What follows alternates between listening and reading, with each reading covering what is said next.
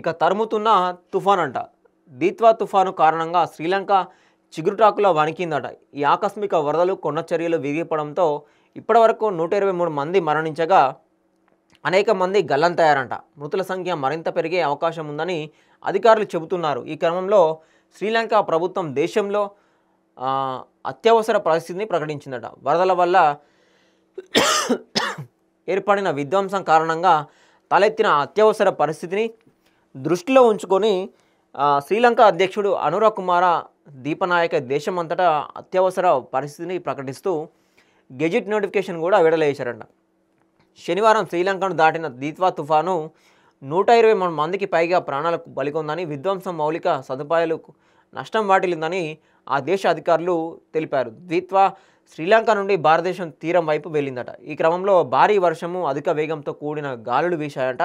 ఈ తుఫాను కారణంగా ఇప్పటికే అనేక ప్రాంతాలు తీవ్రంగా నష్టపోయాయంట. ఎంతోమంది జీవనం అస్తవ్యస్తంగా మారిందట అని వాతావరణ శాఖ డైరెక్టర్ జనరల్ అతులా కరుణానాయకే మీడియాతో తెలిపారట. అదే సమయంలో విపత్తు నిర్వహణ కేంద్రము శనివారం ఒక ప్రకటనలో పలు విషయాలను వెల్లడించిందట. వారం రోజులుగా కురుస్తున్న వర్షాల కారణంగా అనేక ఇళ్లు ధ్వంసమయ్యాయని తెలిపిందట. 43,000 మందికి పైగా ప్రజలను సురక్షిత ప్రాంతాలకు తరలించామని డిఎంసీ జనరల్ డైరెక్టర్ సంపత్ తెలిపారట. పోలీసులు, అధికారులు, రెస్క్యూ సిబ్బంది సహాయక చర్యలు కొనసాగుతున్నాయన్నారు. లోతట్టు ప్రాంతాల్లో పరిస్థితి మరీ దయనీయంగా ఉందన్నారు. వందల మంది తాత్కాలిక పునరావాసాలకు తరలించామని డిఎంసీ జనరల్ డైరెక్టరు వెల్లడించారు.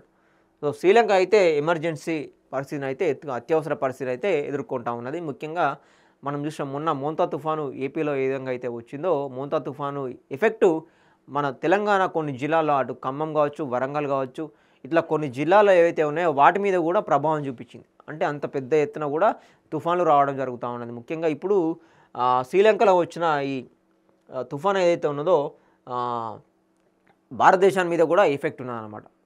సో అట్లా వాతావరణ మార్పుల దిశగా కూడా మనకి ఎక్కువ వర్షాకాలంలో కొంచెం తుఫాన్ ఎక్కువ రావడం జరుగుతూ ఉంటుంది. మిగతా టైంలో కూడా వస్తుంది, కానీ ఆ సముద్రం యొక్క అలలకు సంబంధించి కావచ్చు, ఇట్లాంటివన్నీ దాన్ని బట్టి తుఫాను దానికి సంబంధించి వాతావరణ పరిస్థితులను బట్టి తుఫాను వచ్చే ప్రభావం ఎక్కువ ఉంటుంది అనమాట. సో ఇప్పుడు వాతావరణ ప్రభావం ఎక్కువగా ఉంది కాబట్టి, వాతావరణ పరిస్థితులు మారిపోయాయి కాబట్టి దానివల్ల తుఫాన్లు వచ్చే అవకాశం కూడా ఎక్కువగా ఉంటుందన్నమాట.